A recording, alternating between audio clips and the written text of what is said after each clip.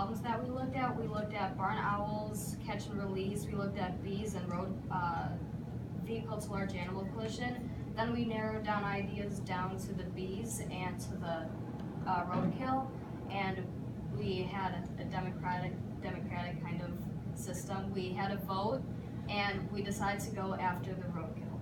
Yeah, and we used basically to narrow it down to deer or roadkill and bees. We thought of like which one had more research and what we thought was a better solution that we could tackle. And we also went on a field trip for the bees. We went to a honey farm to see the problem with the bees. And originally our solution was like salvaging the roadkill off of the road after the deer was already hit and killed.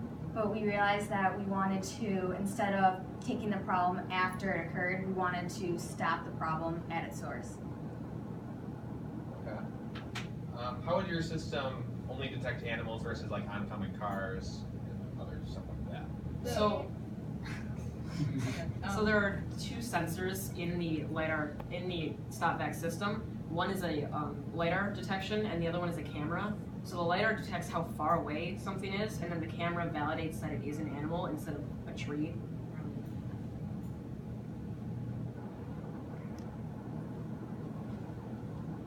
Did you do any kind of experimentation or testing or anything like that with any of the sensors? Or? Well, basically, seeing as it would probably need to like build like the entire idea to probably get this like that whole thing made around like $500,000, we decided, which you don't find lying around.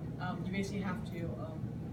We basically just went off past research about the sensors that we were planning on using, and we decided that was probably the best bet for actual knowledge. And we contacted Rochelle Janier from the LiDAR Tech, who like supply companies with the LiDAR technology, and they gave us all of the information we needed about the LiDAR cameras and lasers. Also, the battleship and Ford and Google. Yeah, I was wondering, I think you got ultrasonic in your LiDAR kit, which is kind of gives you distance. I wasn't sure if you were experimented with any of that stuff. I mean, have you looked at like how quick this would have to respond? I mean, there's been time for deer just like instantly out there. Yeah. It can respond 100 times per second. Well, current systems can. 100 times per second. It does kind of rely on the human being.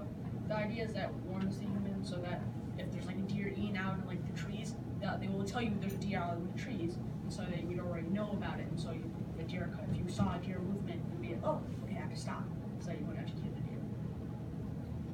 You listed a lot of experts that you talked to. What kind of feedback did you get from them on your actual solution? They basically said that they think that it's actually a decent idea, because we actually came up with a solution, and we did talk to, they felt like it was a good idea, and they offered like slight tweaks, like actually using LiDAR. And we contacted Moses Friedman, and he actually gave us the idea to use the LiDAR sensor in our sensor Product. They thought it was a great idea to put it on cars that you already own, because they told us that a lot of the cars on the market now, not everybody can buy them with the anti-collision technology, and all of those technologies don't already sense the animal, they just sense other cars and people. Yeah, it's really expensive to buy an entire car from just the sensors. The average age of a car on the road nowadays is like, the average age is like 11 and a half years old.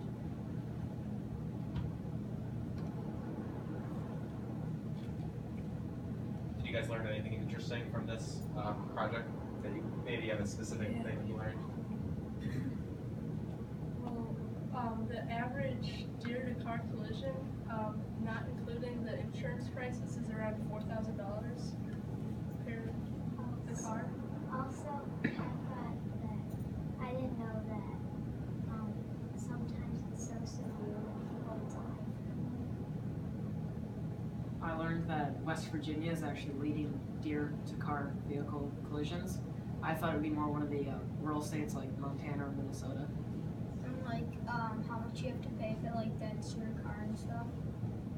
And how much money that's actually involved in this whole entire problem is really surprising because it seems so big.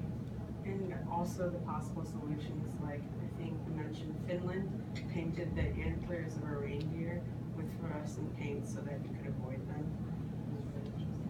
Thank you. Yeah, very good job, everybody.